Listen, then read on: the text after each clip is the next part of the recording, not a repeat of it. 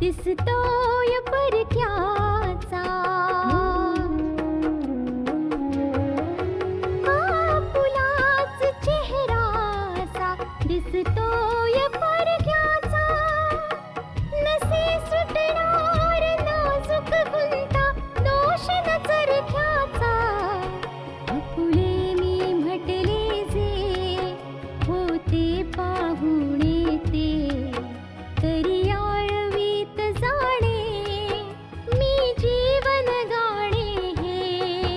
रेखा ही भाग्याची, रेखा ही भाग्याची, रेखा ही भाग्याची, रेखा ही भाग्याची.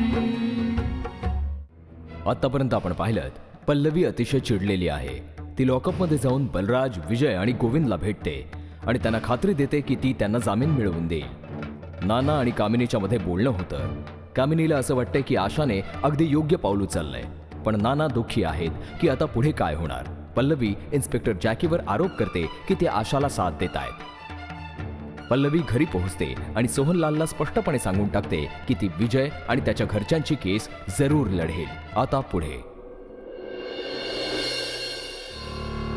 हो इन्स्पेक्टर, हे तर मला माहिती आहे की आज तुम्ही त्या लोकांना कोर्टात हजर करणार आहात. खरं म्हणजे मला हे जाणून घ्यायचं होतं की काय या गोष्टीची शक्यता आहे की आज त्या लोकांना जामीन मिळेल, कारण त्यांचा जो कोणी वकील आहे तो त्यासाठी प्रयत्न नक्की करेल. हां हां, ओके, ठीक, थँक्यू. हो, थँक्यू. काय म्हणाले इन्स्पेक्टर? खरं म्हणजे मला जाणून घ्यायचं होतं की त्या लोकांना कोणकोणती कलमं लावली आणि त्या कलमांनुसार बलराज आणि त्याच्या घरच्या लोकांना जामीन मिळू शकतो, आणि जी कलमं त्यांना लावलेली आहेत त्यानुसार त्यांना जामीन मिळण्याची काही शक्यता नाही. पण पल्लवी म्हणते की ती जामीन मिळवून देईल. आपण कायदा शिकलो नाही आहोत, पण पल्लवीला तर माहितीये ना. जर ती म्हणतीये तर नक्कीच काहीतरी विचार करून म्हणत असेल. तुला जे समजायचं असेल ते समज तू. आता मी काय बोलणार आणखी यावर? दोनच तर पर्याय आहेत. एक तर पल्लवीला आपण केस लढण्यापासून थांबवायचं, किंवा मग तिला प्रोत्साहन द्यायचं. ती तिच्या आयुष्यातली पहिली केस लढायला निघाली आणि मी तिचा आत्मविश्वास कमजोर नाही पडू देणार.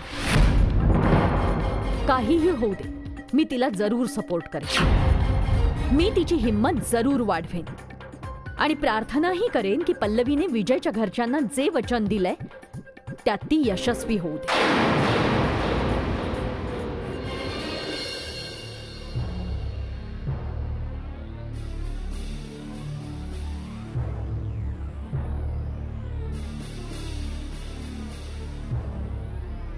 इन्स्पेक्टर जॅकी, तुम्ही तुमच्या अधिकारांचा वापर तर केला.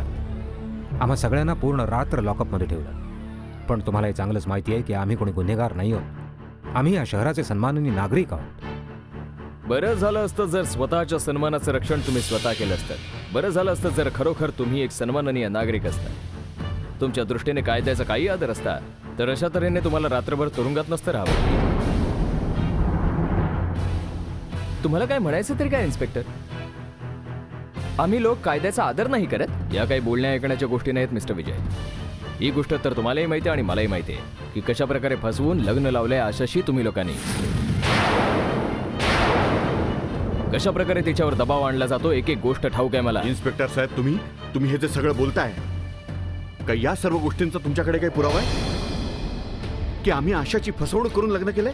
पुराव्यांची गरज न्यायालयात असते मिस्टर गोविंद कपूर. न्यायालयात तर तुम्हाला याचंही उत्तर द्यावं लागेल की आमची अटक गरजेची होती का. एका मुलीच्या कंप्लेंटवरून तुम्ही आम्हाला अटक कशी काय केली. न्यायालयात जे उत्तर द्यायचे ते मी देईन. पण वाईट तर याच वाटतं की तुम्हाला कोणालाही जराशीही जाणीव नाहीये की तुम्ही अशाशी कशा प्रकारे वागता. चला, बाकीचं काम न्यायालयच करेल.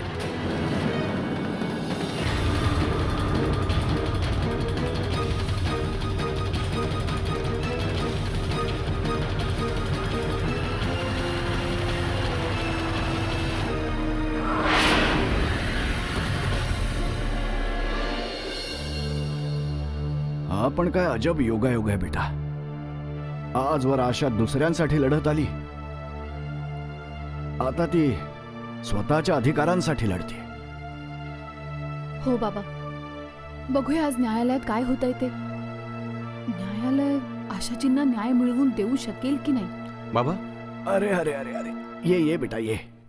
सुखी राहा, सुखी राहा. बाबा, तुम्ही दोघं सुद्धा कोर्टात येताय ना? अरे बेटा, मी येऊन काय करणार. तिथे लोकांनी माझी थट्टा नको उडवायला. तू जा बेटा, आणि इथे येऊन आम्हाला सांग काय झालं कोर्टात. बाबा, मी एका महत्वाच्या कामामुळे कोर्टात कदाचित नाही जाऊ शकणार, म्हणून मला वाटतं की तुम्ही दोघं जर गेला असतात तर आशाची हिंमत वाढली असती. बाबा, हे बघ बेटा, आशाला सांग की आमचा आशीर्वाद कायम तिच्या सोबत आहे. हो बाबा, तसंही आज न्यायालयात खास तर काही होणार नाहीये, फक्त जामिनावर वाद होतील. आणि या गोष्टीची पुरी शक्यता आहे की आज त्या लोकांना जामीन नाही मिळणार. ते आम्हालाही माहिती आहे आशिष. जर आशाजींच्या मनात असेल तर आजच्या दिवशीच काय, पुढच्या वेळीही त्या लोकांना जामीन नाही मिळणार. हे बघ बेटा, ही कोणती लांबलचक क्रिमिनल केस तर नाहीये. आज हे न्यायालयात कळेलच की कोणत्या निर्णयापर्यंत पोहोचलेत ते आणि काय निकाल लागेल. एक गोष्ट सांगू बाबा, आशा या गोष्टीमुळे खूप दुःखी होती की ज्या लोकांना वाचवण्यासाठी तिला न्यायालयात उभं राहायला पाहिजे, त्याच लोकांना शिक्षा मिळवून देण्यासाठी तिला न्यायालयात उभं राहायला लागतंय. बेटा, यालाच नशीब म्हणतात. आपला असो वा परका, आशा न्यायाच्या मार्गावरून कधीच बाजूला होणार नाही. कदाचित हेच तिच्या भाग्यरेषांमध्ये लिहिलं असावं.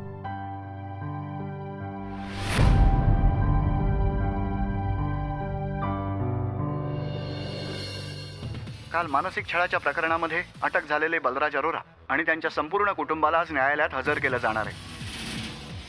न्यायालयात घेऊन जात असताना आमच्या प्रतिनिधीनं त्यांच्याशी संवाद साधायचा प्रयत्न केला, पण त्यांनी आमच्या कोणत्याही प्रश्नाचं उत्तर दिलं नाही.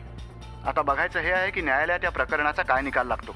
शहरात सगळ्यांना या गोष्टीचं आश्चर्य आहे की एक बिझनेसमॅन कुटुंब आपल्या सुनेशी अशा प्रकारे कसं काय वागू शकतं, कारण ही आपल्या समाजासाठी लाजिरवाणी अशीच गोष्ट आहे. मावशी,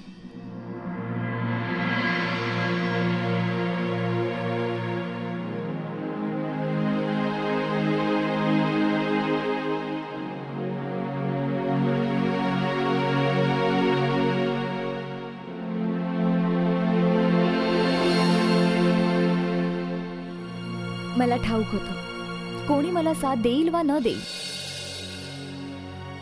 पण तू माझी हिंमत जरूर वाढवशील. मलाही ठाऊक आहे, ज्या उद्देशाने तू आज न्यायालयात पहिल्यांदा पाऊल ठेवायला निघालीयस त्यात तू नक्की यशस्वी होऊन येशील. माझा आशीर्वाद आणि साऱ्या शुभेच्छा तुझ्या सोबत आहेत.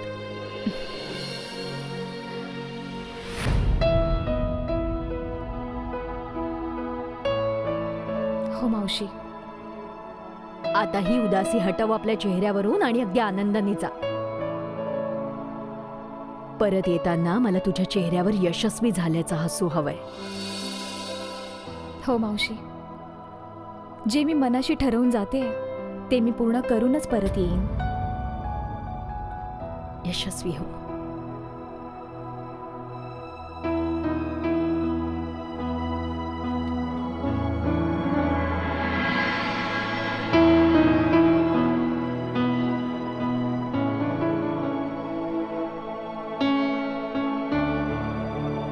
रेखा ही भाग्याची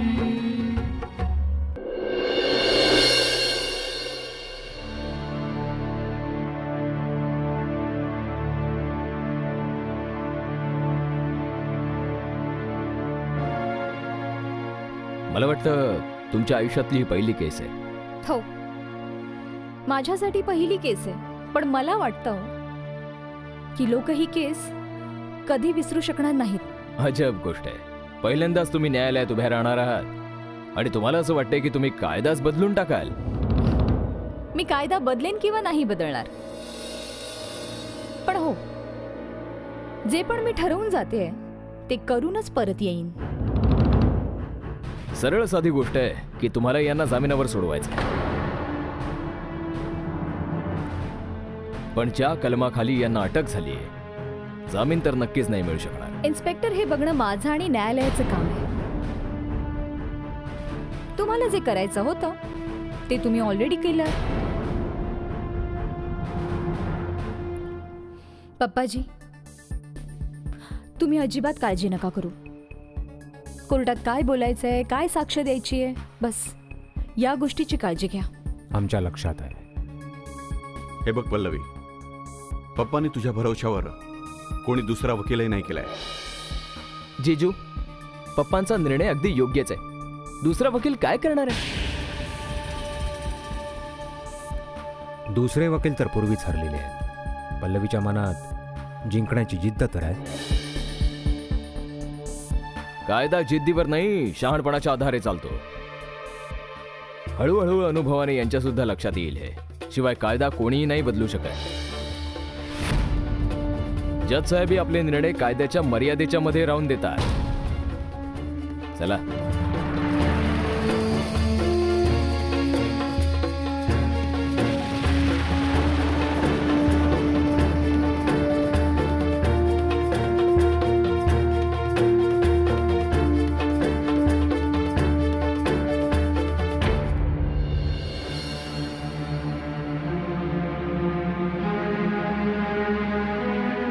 बघ तरी किती माज आहे हिच्या चालीत.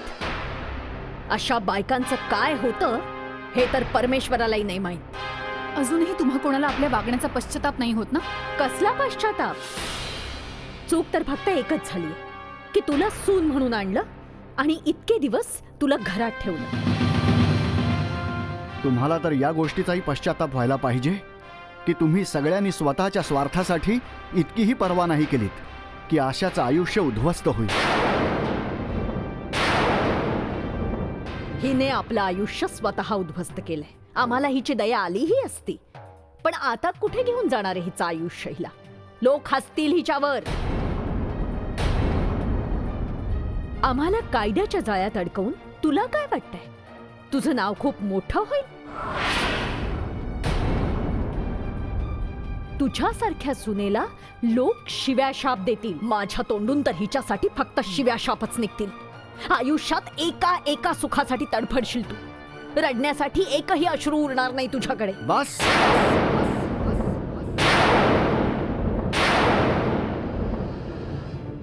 आपल्या जिभेला आवर घाला. अरे तुमच्यासारख्या लोकांचं तर परमेश्वरही ऐकत नाही. ज्यांची स्वतःची नियत साफ नसेल, जे डोक्यापासून पायापर्यंत स्वार्थात बुडलेले असतील आणि ज्यांना कोणाचीही दया येत नसेल. न्यायालयामध्ये निर्णय काय असेल हे तर मला माहीत नाही, पण इतकं नक्की ठाऊक आहे मला की तुमच्यासारख्या लोकांना परमेश्वरही कधी माफ करणार नाही. आणि एवढं लक्षात ठेवा की परमेश्वराच्या काठीचा आवाज येत नाही, पण न्याय तोच करतो. आणि एक दिवस त्या न्यायाची जाणीव तुम्हाला सुद्धा होईल. चल बेटा.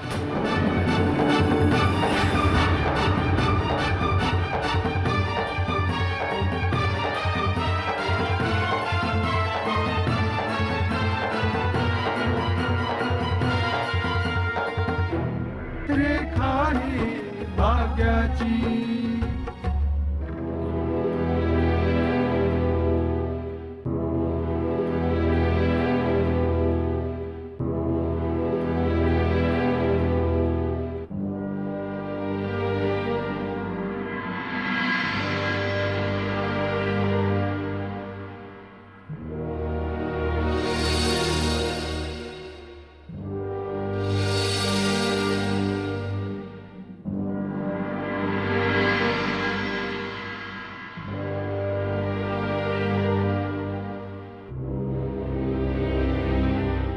न्यायालयाचं कामकाज सुरू करण्यात यावं. आजचा हा पहिला खटला 498 एचा आहे जजसाहेब, ज्याच्यासोबत आणखीही काही कलमं जोडलेली आहेत. हा खटला कोणा सामान्य माणसाशी संबंधित नाही. याचा संबंध आहे सुप्रसिद्ध वकील मिसेस आशा यांच्याशी, ज्यांचं म्हणणं आहे की लग्नानंतर यांच्या सासरच्या लोकांनी सतत यांच्यावर जुलूम केले. Objection your honour. ही केस जाणून बुजून बनवण्यात आली आहे. असं काही घडलेलं नाहीये जसं रिपोर्टमध्ये लिहिलं गेलंय. न्यायालयाला संपूर्ण घटना डिटेलमध्ये ऐकायची आहे. जज साहेब, प्रथम दर्शनी या केसकडे पाहिलं तर ती खूप गुंतागुंतीची वाटते. मिसेस आशाचं हे म्हणणं आहे की त्यांच्यासोबत लग्न सुद्धा फसवून करण्यात आलंय. यांच्या भावनांशी खेळलं गेलं. घरात यांना टॉर्चर केलं जात होतं. एवढंच नाही तर यांना फरफटवत धक्के देऊन घराच्या बाहेर काढण्यात आलं. युअर ऑनर, या फक्त बोलण्याच्या आणि ऐकण्याच्या गोष्टी आहेत. आणि मी खात्रीपूर्वक सांगू शकते की कोणाकडेही या गोष्टीचा काही पुरावा नाहीये की त्या घरात आशाला टॉर्चर करण्यात आलं होतं. यासाठी मी या लोकांची अटक बेकायदेशीर मानते युअर ऑनर, आणि तुम्हाला रिक्वेस्ट करते की माझ्या क्लायंटला जामीन देण्यात यावा. जज साहेब, केस नीट समजून न घेता कोणत्याही निर्णयावर नाही जाऊ शकत. जर पोलिसांनी अटक केली आहे तर शुअर आहे की काही ना काही घडलेलं आहे. अतिशय वाईट गोष्ट युअर ऑनर की आजही मोठ्या मोठ्या शहरांमध्ये, मोठ्या मोठ्या घरांमध्ये सुनांच्या बाबतीत आजही अशा घटना घडत आहेत. न्यायालय या केसशी संबंधित सगळ्या फॅक्ट्स जाणून घेऊ इच्छित आहे.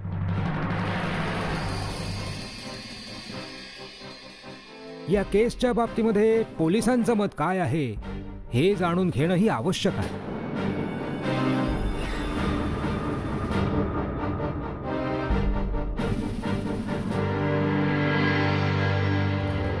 न्यायालय तुमच्याकडून हे जाणून घेऊ इच्छिते की या लोकांना अटक तुम्ही पुराव्यांच्या आधारे केली आहे की फक्त एवढ्यासाठी की ही केस 498 एच्या खाली नोंदवण्यात आली आहे. जज साहेब, बऱ्याचदा सत्य आपल्या डोळ्यांनी बघितल्यानंतर सुद्धा पोलिसांना गप्प राहावं लागतं. हा आमचा नाईलाज आहे जज साहेब. आशाजींच्या कंप्लेंटवरून भारतीय दंडविधानाचा कलम 498 एच्या अन्वये ही केस नोंदवण्यात आली. आणि या लोकांची अटक यासाठीही गरजेची होती कारण या घरात आशाजींसोबत चांगली वर्तणूक होत नव्हती. Objection your honour. कायदा कोणाला काय वाटतं यावर आधारित नाहीये.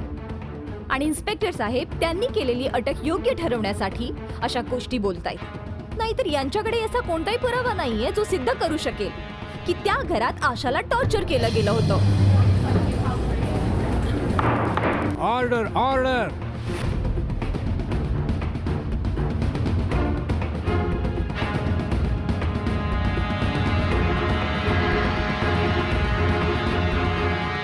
युअर ऑनर, माझी केस स्वतः लढण्याची मला परवानगी देण्यात यावी. परवानगी आहे. थँक्यू. युअर ऑनर, कायदा आणि पुराव्याच्या नावाखाली केस दाबून टाकण्याचा प्रयत्न केला जातोय. मी त्या घरची सून आहे आणि जर माझ्या बाबतीत जसं काही घडलं नसतं तर मी पोलिसांची मदत घेतली नसती. रेखा ही भाग्याची. सत्य हेच आहे युअर ऑनर की मला त्या घरात टॉर्चर केलं गेलं. मानसिक रूपाने माझं खच्चीकरण करण्याचा प्रयत्न केला. युअर ऑनर, न्यायालयाने या गोष्टीकडे लक्ष दिलं पाहिजे की मिसेस आशा एक लॉयर आहेत, क्रिमिनल लॉयर. यांच्या सासरच्या लोकांना ही गोष्ट माहिती आहे की ही एक लॉयर आहे. मग तुम्हीच सांगा की मिसेस आशांना टॉर्चर करण्याच्या अगोदर त्याने एकदा तरी विचार केला असता आणि जरा थोड्या वेळासाठी आपण मान्यही करून चालू की यांना टॉर्चर केलं गेलं होतं. मग या आतापर्यंत गप्प का होत्या युअर ऑनर?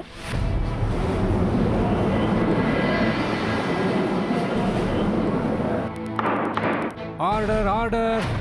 फक्त एवढ्यासाठी कारण यांचे जुलूम कधी ना कधी थांबावे.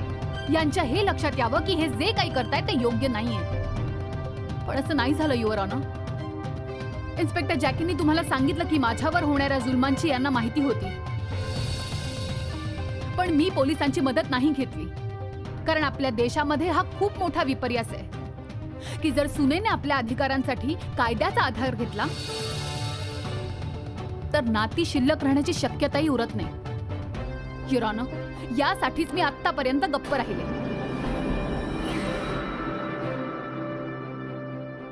इन्स्पेक्टर जॅकी, तुम्ही कोणत्या आधारे हे बोलताय की तुम्हाला आधीपासूनच माहित होतं की मिसेस आशावर अत्याचार होत आहेत. काय तुम्ही या केसवर आधीपासूनच नजर ठेवून होता? किंवा मग असं म्हणूया की तुम्ही संधीच्या शोधात होतात की केव्हा बलराज अरोरा आणि त्यांच्या फॅमिलीला अरेस्ट करता येईल. जज साहेब, पोलीस कधीही कोणाचे मित्र किंवा शत्रू नाही असू शकत. ही गोष्ट खरी आहे की आशाजींवर मी लक्ष ठेवून होतो.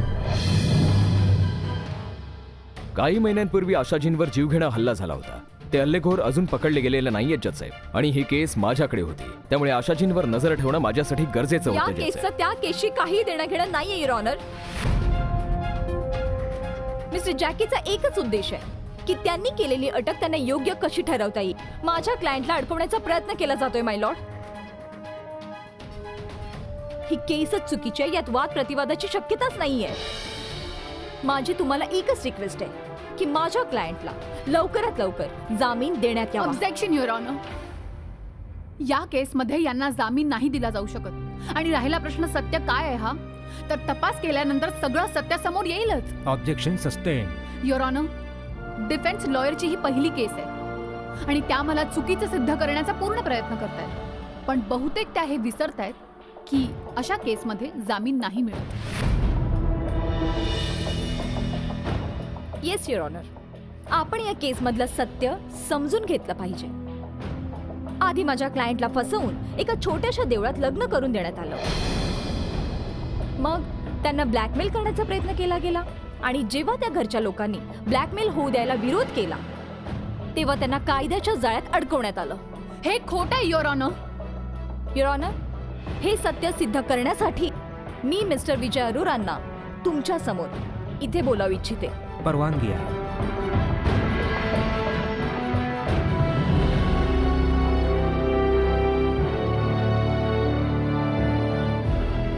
गीतेवर हात ठेवून शपथ घ्या, जे काही बोलाल ते खरं बोलाल, खोटं बोलणार नाही. मी जे काही बोलेन ते खरं बोलेन, खोटं नाही बोलणार.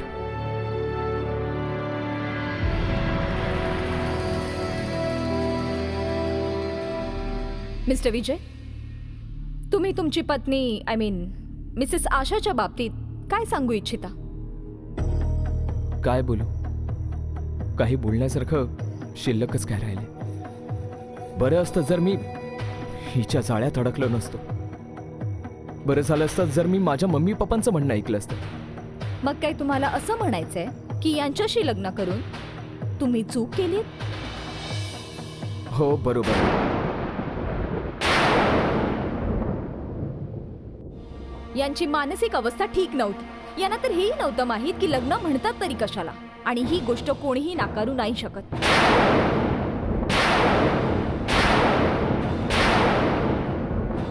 कोणीच नाही. यासाठी हे लग्न वैध कसं म्हणता येईल, कारण मलाही माझ्या डोळ्यांनी सत्य काय ते दिसतंय. डोळे तर सगळ्यांचेच असतात गायत्री, पण धोकेही तेच खातात ज्यांचे डोळे उघडे असतात. आणि सत्य हे दृष्टीने नाही, दृष्टिकोनातून बघायचं असतं. आणि तुझा सत्याकडे बघण्याचा दृष्टिकोनच चुकीचा आहे.